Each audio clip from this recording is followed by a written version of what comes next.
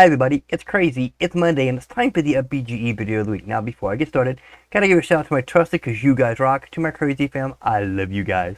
We are up to episode number 62, and we left off last week with extreme poses. I'm gonna read a little bit of this, and then we're gonna go right into the file. Okay, so first thing you need for your animation is the start position of the walk cycle. A good cycle doesn't have a clear beginning or end, so we'll start with the extreme poses. In general, an extreme pose shows a movement when the animation hits a peak before it changes direction. For the walking cycle, an extreme pose is when one leg is in its maximum stretch and the other is slightly bent, waiting to transfer its weight to the leg in front of it. We will start from there. It helps to be able to view images and videos when animating. If you want to spare yourself from a visit to the nearest circus, a drawing or video of a person walking will do just fine. On the book files, you can find an image of Momo walking in book chapter 4, Extreme Pose Side PNG and Extreme Pose Front PNG. And I can bring it up for you real quick to show you. There we go. And it is right here. And if I open it up, you'll see the front and then the side. Okay? Pretty neat little deal there. Alright, so see in the figure below, which I'm going to show you, you can see those images being used as background in the file ready for posing. This Blender file is the same one we built in the previous section with additional reference images as background. You can find it in book chapter 4, tutorial walk for extreme reference. Okay, and we're gonna switch over to here, and this is what you should see, except for yours won't be lined up. You're gonna have to line each one up, and all you're gonna do is, let me switch over to here. I found it easier just to, let's see, where is it at? No, view. Come down here to view and toggle the quad mode off. Okay, if you hit 3, that's where you'll be seeing the side view. If you hit 1, that'll be the front view, which in my view is this view right here. Okay, so as you go through it, you will be able to see him walking and using the walk cycle. Okay, as you spin him, you'll see him, see how his foot moves and so on and so forth. Okay, alright, so with that, that's what it was talking about. Alright, now it's actually set up for quad view, and we're going to kick it back over so you can see all the views of it as it looks like he's walking.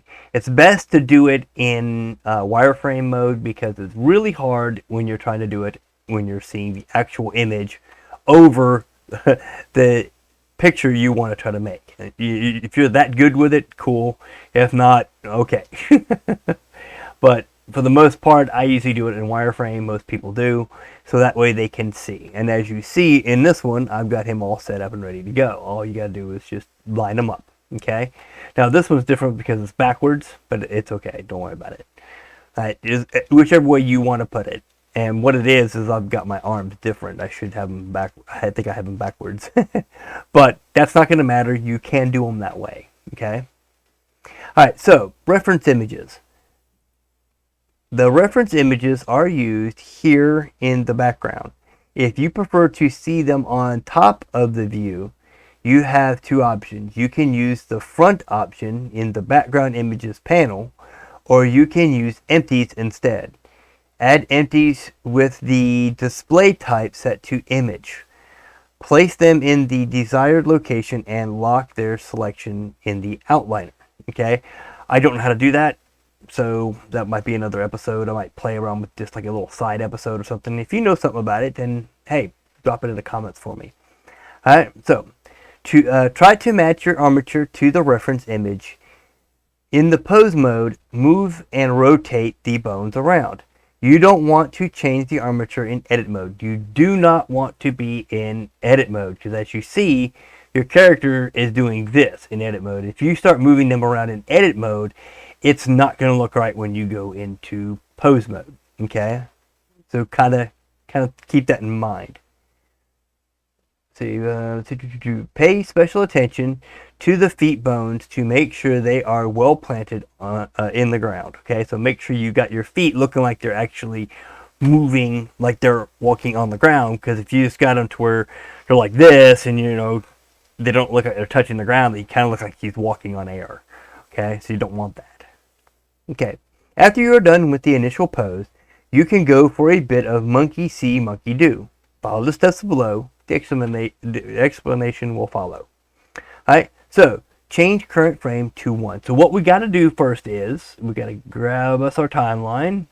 Okay, remember the little things over here, drag you up a window. Now you're looking at a timeline. Come all the way over here to the right. You're going to drag this all the way almost as far as you can, because we're only going to do up to 40, so 41, so there we go. Okay, now you should be set on frame number 1. Okay, select all the bones. So you're going to come over here and you're going to hit A, and then A again, because that's going to select all the bones. You can deselect all of them by hitting A one more time and then hitting A again, and it does them all. Okay, alright, so you select all the bones. Keyframe location, rotation, and scale using the I key. Okay, so you're gonna hit I, location, rotation, and scale. Now in the book it says location, scale, rotation. Okay, it's how they used to have it, but they found out that it sounds a little bit better if you hit location, rotation, scale. Okay, so you're just going to click location, rotation, and scale, and that will put a keyframe right here on your number 1 spot. Okay, your number 1 frame. Alright, so it says change frame to 41. This will be the end of the frame of your animation. So type in here 41. Okay, that will show the end. And then the end of it, you're going to hit 41. Okay? That puts you at the very end of the keyframe.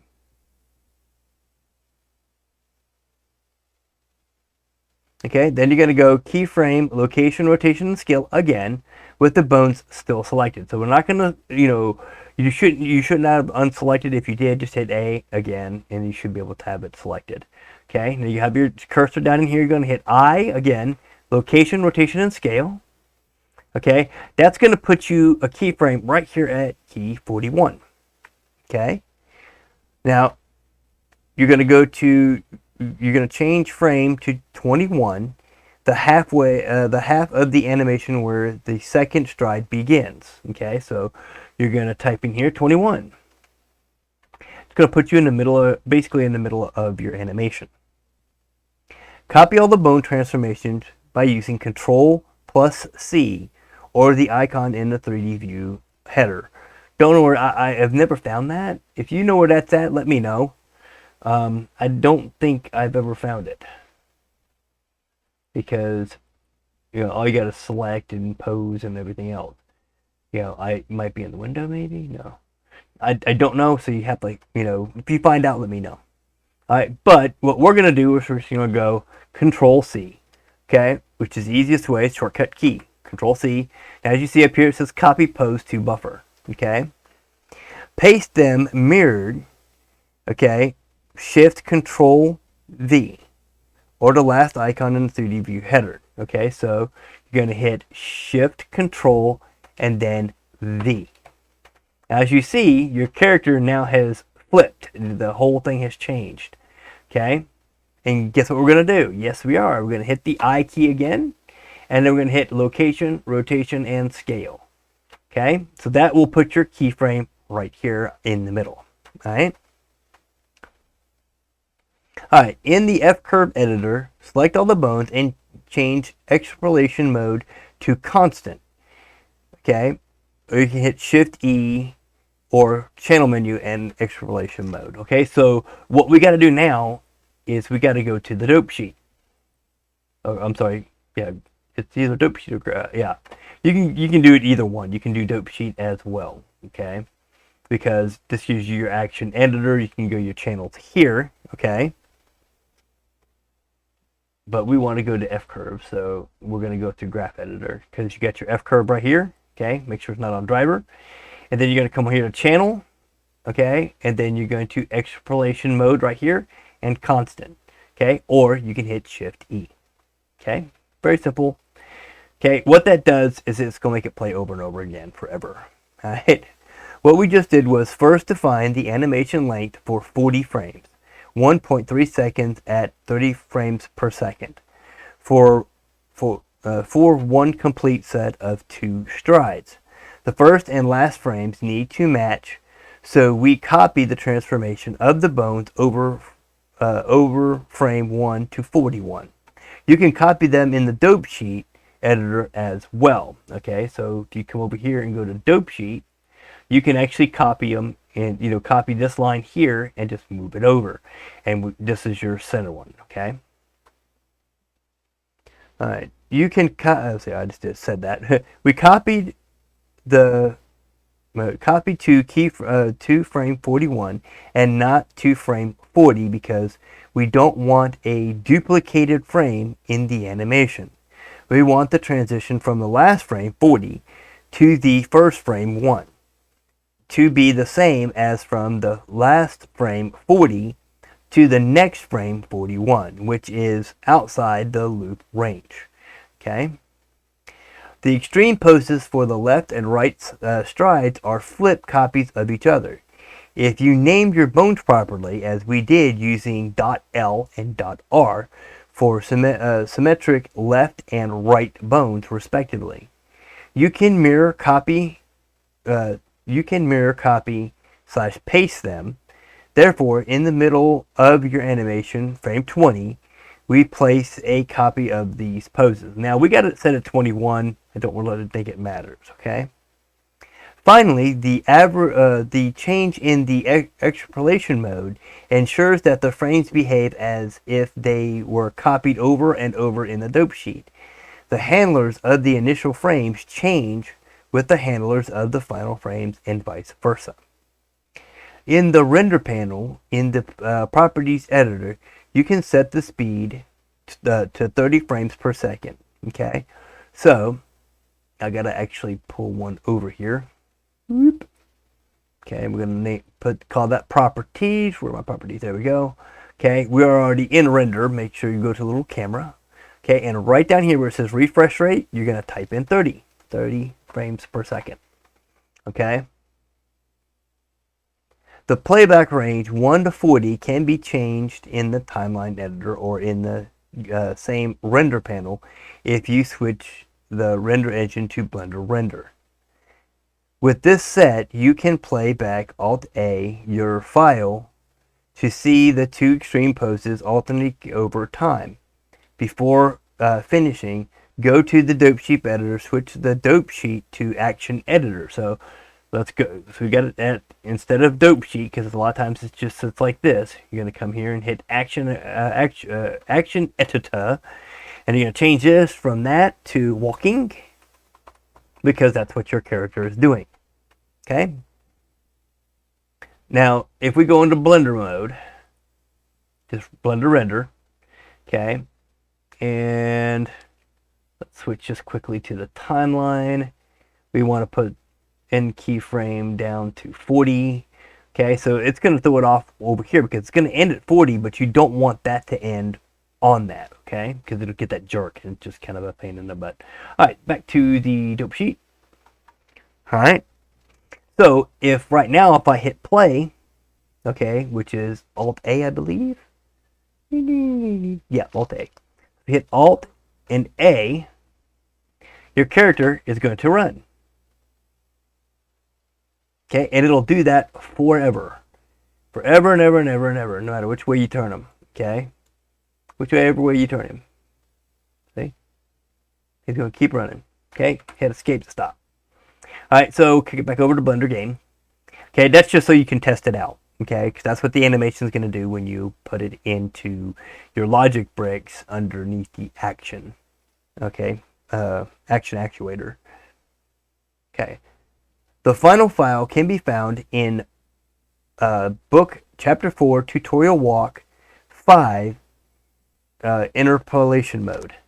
So I'm going to save this because I messed up earlier. So I'm going to hit save as. I'm just going to type it as. We're going to hit a 1 on it. Oh, yeah. Nope. 5A. We're going to do it 4A. There we go. That way I won't lose it next time. There we go. Okay. All right. So now we're going to go over here. I'm going to hit open. And you can go to the walk 5, which is this little guy right here. And you can see that it should be what the character can do. Okay. That's the final file. So with that, we're going to go ahead and end it here. I hope you had fun. You can pause the video or go through the video until you get to this point here, and then go back and read the book and follow along on those things that that I just went through on how to keyframe it and all that. But you want to get your poses done first. Set up the initial pose or your extreme pose, so that way you can actually make it look like he's running. Okay. Let's see here. Nope, wrong one. Not that one. Not that one. There we go. Okay, had to get back to the regular one. Okay, so that's going to be it. We're leaving off on page 47. We're going to continue with moving forward for next week's video. And have fun with it. Like I said, play with your animation. If you didn't set up your extreme first pose, it's okay. Take your time, do it now. Go ahead and pause the video or finish up with the video and go to your book and follow along in the book. Try it out and then come back to the video and see if you did it good. And go from there. So we'll see y'all next week.